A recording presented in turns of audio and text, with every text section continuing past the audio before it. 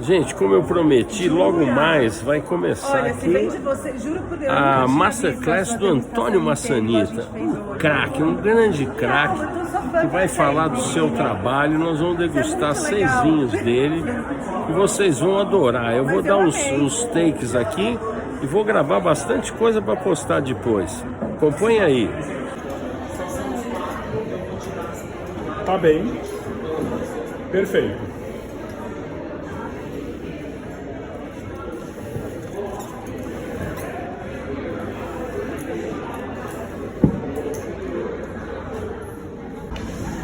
Antes de mais, obrigado pelo convite e por esta organização fantástica. É a primeira vez que faço isto em fone, vamos ver se está a ser traduzido para português do Brasil. Ou... Eu acho que eles vão entender. Dando aí uma... Obrigado, é uma honra. O que quero fazer hoje é partilhar um pouco convosco, primeiro, a minha história. Este ano celebrava a 20ª vindima, por isso 20 vindimas. E quero contar-vos um pouco o que é que fizemos, por alto nas regiões que não temos aqui, e depois com um bocadinho com foco no que é que estamos a fazer no Alentejo.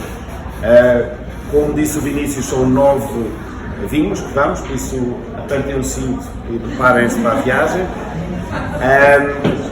E vamos a isto.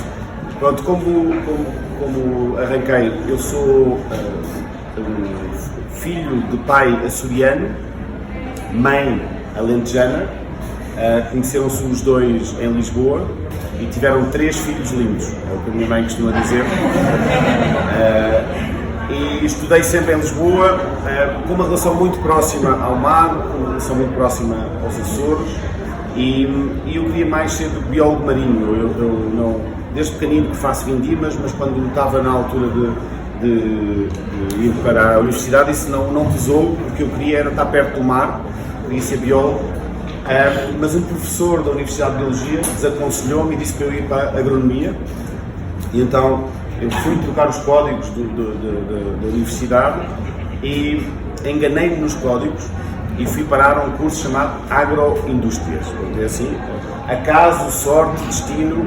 E o que é agroindústrias? À época é o mesmo, hoje em dia agroalimentar, onde se faz enologia, podia ter sido nos leites, no atum, mas depois começamos com a ciência fundamental e depois vamos andando mais próximo para viticultura e enologia.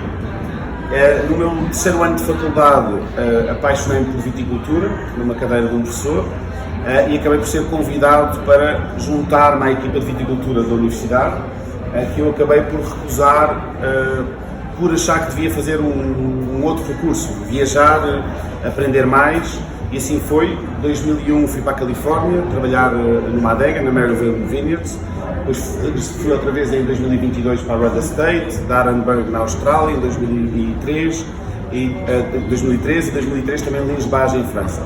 À medida que fui fazendo essas viagens, fui aprendendo muitas formas diferentes de fazer vinho, fui descobrindo que o vinho não há uma fórmula certa. Há muitas formas de fazer bem, mas aos poucos vamos aprendendo o que é mais a nossa praia, não é? O que é que queremos.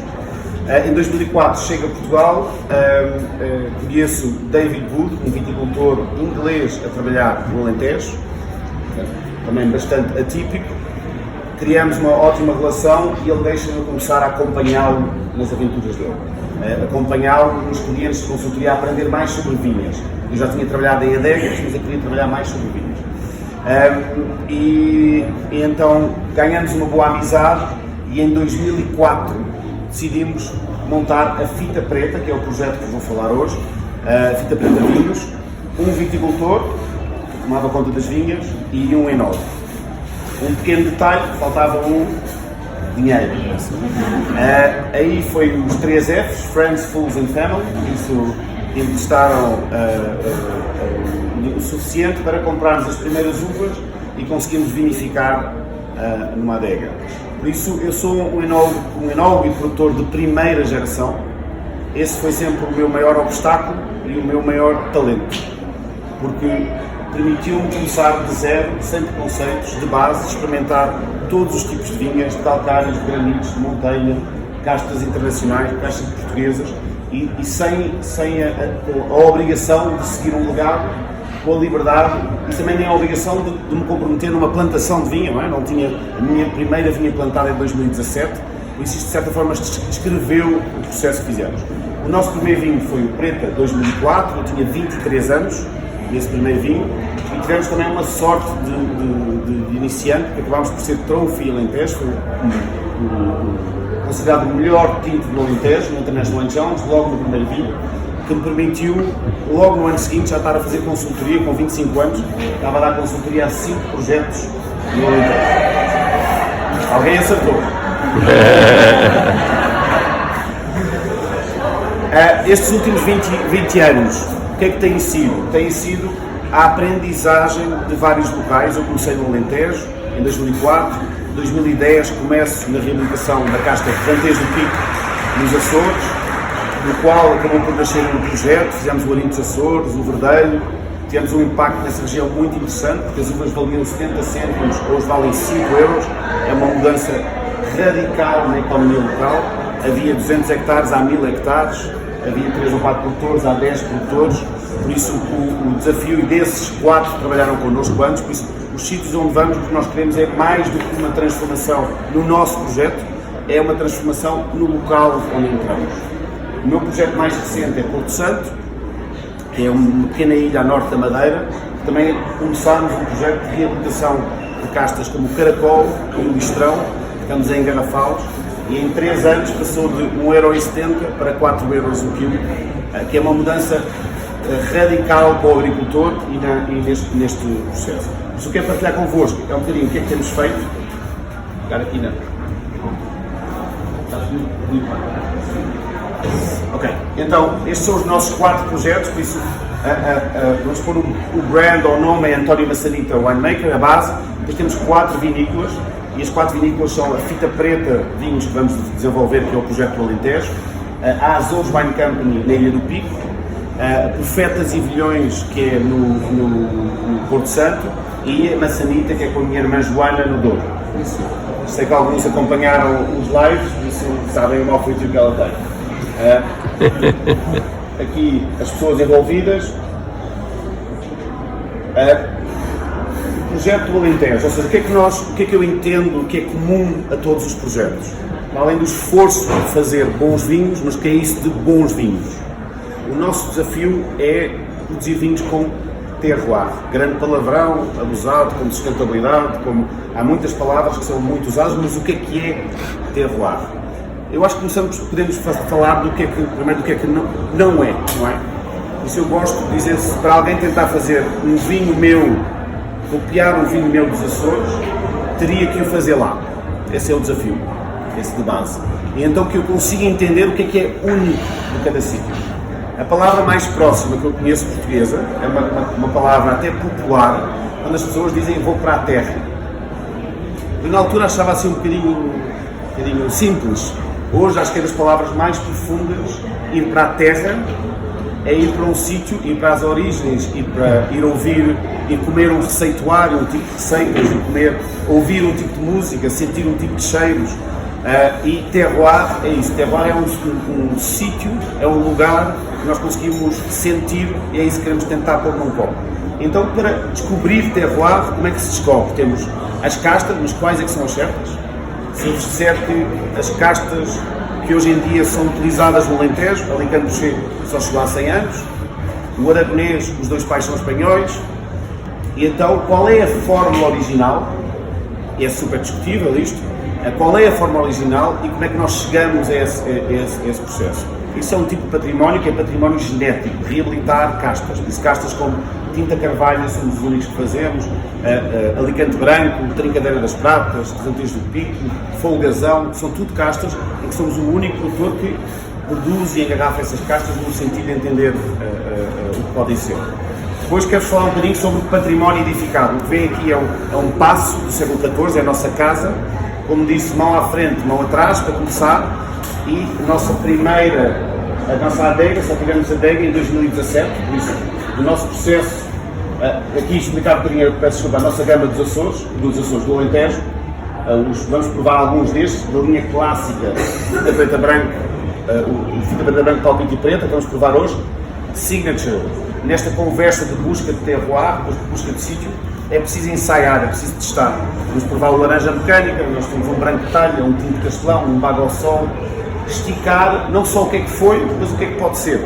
O futuro não é só tudo o que nós fizemos antes, mas também é o que é que podemos fazer no futuro. E de certa forma conciliar. Eu gosto de falar sempre de um exemplo interessante que é quem é que já foi ao Alentejo daqui? Há um museu que é o Museu do Tapete de Arraiolos e que conta uma das coisas mais espetaculares, a tapeçaria de Arraiolos, que é muito importante no Alentejo.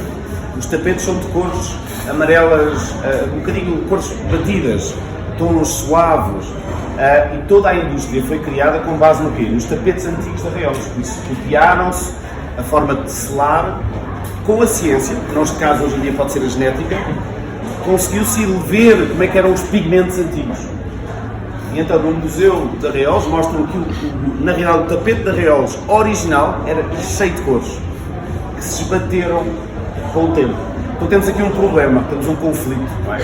Qual é o conflito? É que toda a gente hoje entende que um tapete de Arraiolos original é de cores batidas, mas a forma original mesmo era de cores vivas. E como é que desembrulhamos isto? Qual é a versão certa?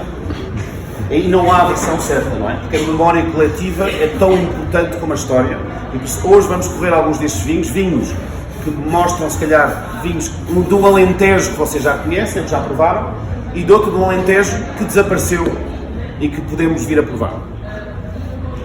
Esta é a nossa casa, Fita Preta Vinhos, é um paço medieval do século XIV, para terem uma ideia, é 200 anos mais antigo que o convento da Cartucha, que o convento de Espinheiro, é um edifício de uma importância enorme. Encontramos um antigo lagar de vinho escondido debaixo de terra e explicar-vos um bocadinho este processo, que é a mesma conversa. Os historiadores diziam que era do século XIX, nós descascámos as paredes todas e encontramos frestas do século XIV, é igual aqui, portas do século XIV, e reabilitando todo este, que é a mesma coisa que reabilitar uma casca, uma vinha, ou um gosto, uma fórmula, um corte, é tudo a mesma coisa, é reabilitar cultura e património. Terroir também é, falámos muito de cultura, vamos falar de sítio. Eu gosto de tentar explicar um bocadinho, é a brincadeira das laranjas, para perceber um bocadinho como é que se pode adivinhar o clima de cada local. Vou-me aproximar aqui. Nós temos um Oceano Atlântico, mais ou menos, também já foram, quem é que já foi a Portugal, já deu um mergulho no mar ou não?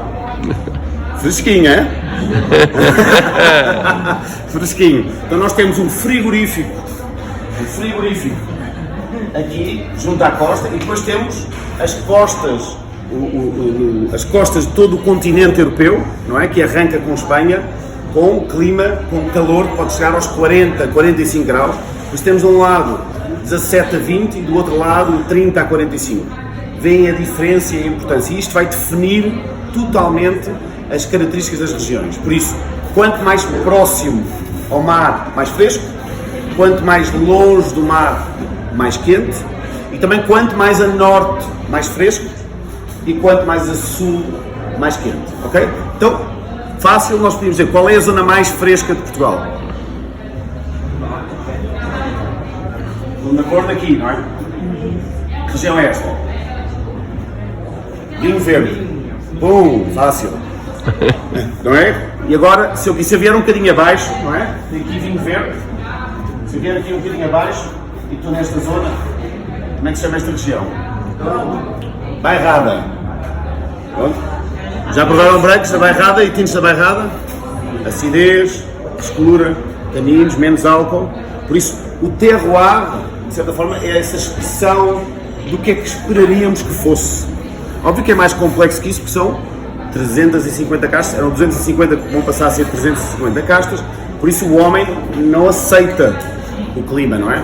Ele dribla, ele manobra, ele planta outra casta, uma casta mais tardia, uma casta mais precoce, por isso não é sempre uma caricatura, mas de forma simples, podemos dizer que temos aqui vinhos verdes, Bairrada, Dão, Douro que se estende, arrancamos da baixa cor, de cima cor, Douro superior, vamos aquecendo, não é? Vamos nos aproximando de Espanha e vamos aquecendo.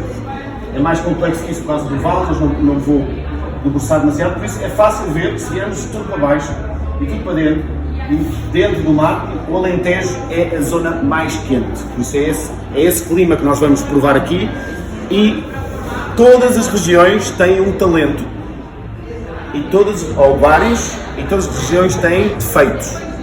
Para mim são os defeitos, as dificuldades que definem normalmente o terroir. Ou seja, o que é que Alentejo tem? Tem água? Tem muita água? Não tem muita. Por isso tem sol, tem calor, é fácil amadurecer uma vinha, não é? Isso é o que tem. Tem à bruta. Em expressão francesa, gorgé de soleil, cheio de sol, não é? E o que é que falta? Falta água e falta fresco. Por isso, para mim, o desafio de entender o Alentejo é colocar as vinhas no seu lugar natural. O seu lugar natural é elas conseguirem sobreviver nessas condições, sem rega, nós não usamos rega nas nossas vinhas, e com as castas adequadas. Sabemos todos que o clima está a aquecer, sabemos todos que há desafios grandes agora, mas para o futuro, e onde é que está a solução? É olhar para o que é que já foi. O que é que já foi durante milhares de anos, que castas é que eram, e a recuperação destas castas antigas. Falei-vos de clima, macroclima, agora vamos falar de solos, não adormeçam ainda. Há um fenómeno geológico que aconteceu, que é o continente africano bateu contra o continente europeu, criou os Pirineus e também criou uma zona que é a zona da Serra da Ossa Morena, que é importantíssimo para entender os solos do Alentejo. Por isso, no sopé sul da Serra da Ossa normalmente é dominante granitos, são os periplanícies granitoides, um grande palavrão, e no sopé sul, no sopé norte, normalmente é xistos, calcários e argilas, porque foram fundo do mar que foi trazido para cima, foi compressado para cima, por isso é solo muito mais antigo. Por isso vamos ter aqui, nestas nossas vinhas, vão ver, a cinzento, temos os granitos, que estão no sul, é Redondo, Évora, é quase tudo granitos, por isso alguns projetos que vocês conhecem, Bochão, Cartucha, é tudo granitos. E depois fomos para norte, se tivermos Portugal Ramos, Quinta do Moro, já estão em xistos calcários. Por isso são dois tipos de solos muito diferentes. Porquê? Os solos graníticos é pensarem que é quase uma areia, é só areia, então a água passa. Então as vinhas, nós temos que ter a água por baixo das vinhas. Por isso as melhores vinhas têm que ter água presente. Falar-vos do nome que vocês já falaram, ou se calhar ouviram falar, Peramanca. O que é Peramanca? Não é um vinho, é um ribeiro. É o ribeiro de Peramanca que deu o nome ao vinho de Peramanca. Mochão, outra grande referência, é um monte de terreno entre dois rios, entre dois ribeiros. Silveira, Encharrama, tudo nomes antigos de vinhas. Os nomes das vinhas do Alentejo tinham todos nomes de água. E porquê? Temos que olhar para quem já visitou o Alentejo e ver que não parece região de vinho. Porquê? Porque tem tanto sobreiro, olival, cereal. E quando vinha com os jornalistas dizia, isto não é nada como chega-se ao Douro, é vinhas por todo lado. E aqui e acolá, pouco a pouco percebi que é isso que faz o Alentejo especial. Porque nem tudo é bom para vinha. Pensem nas cidades, as cidades onde há mais água. Depois há um primeiro anel onde temos as hortas, que ainda são os nomes antigos. Depois temos um segundo anel que são as vinhas e os olivais, que a água tem que estar próxima. E temos um terceiro anel que é terra de pão. Os antigos não chamam terra de cereal, chamam-lhe terra de pão. A terra de pão trabalha com a chuva suficiente. As vinhas não, precisam da chuva mais a água por baixo. Por isso isto é muito importante em tudo o que nós fazemos. Por isso nós, das vinhas de granito, temos a vinha da adega, de São José Ermitas, é um baby, plantada em 2017, plantada em sequeiro, é plantada para os meus filhos, é opções a olhar para 30 anos, mas que já está a produzir coisas bastante interessantes. A nossa vinha de São José Ermitas, que vamos provar aqui os paulistas, já vos explico porquê o nome dos paulistas, que que é desta vinha dos São Ermitas, e algumas castas desaparecidas. E de Solstícios temos 2 parcelas, uma que é Valdeceda e outra que é a vinha de Redemoinhos, com Alicante e Aragonês. Todas as nossas vinhas estão em modo de produção biológico, certificado e dentro do enquadramento da produção sustentável do Alentejo. Não é um ponto de venda, é uma obrigação. É o que devíamos fazer todos, ponto. Sobre castas, vão ver mais ou menos o que é um lote clássico alentejano, 3 castas brancas, e eu estou a trabalhar com 10 castas brancas. Alicante branco, Trincadeira das Pratas, rabo de ovelha, já sei que não se diz rabo, já disse tantas vezes rabo de ovelha que as pessoas olham assim, por isso pode ser bunda de ovelha, se quiser definir a forma certa. E então,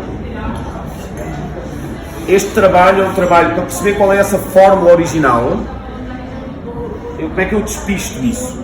Então vou pegar, perceber a genética. Se estas castas estão aqui há muito tempo, então têm que ser primas, irmãs, enteadas, vizinhas não, sobrinhas, netas. E o que vemos aqui destas castas originais que nós vamos provar, elas são intermediadas. Vejam ali que o aragonês, as duas também faz parte da mesma família, mas os 2 pais são do lado lá da fronteira. Não tem nada de grave, mas ninguém é perfeito. Ok. Pronto, vamos a isso, vamos arrancar com o primeiro branco e eu vou-vos falar como é que fazemos brancos, por isso vamos arrancar com fita preta branco, o ancestral. O ancestral porquê? Porque são 2 vinhas velhas, uma é um field blend, quer dizer, as vinhas estão pó plantadas, outra tem cerca de 50 anos, está com 53 anos agora, que é a de São Ermitas, que viram ali há pouco, e que tem castas desaparecidas, por isso tem uma fórmula de Alentejo. Por isso quando as pessoas me perguntam qual é o corte, eu digo, são muitas castas, porque eu começo a dizer, as pessoas os olhos começam a baixar.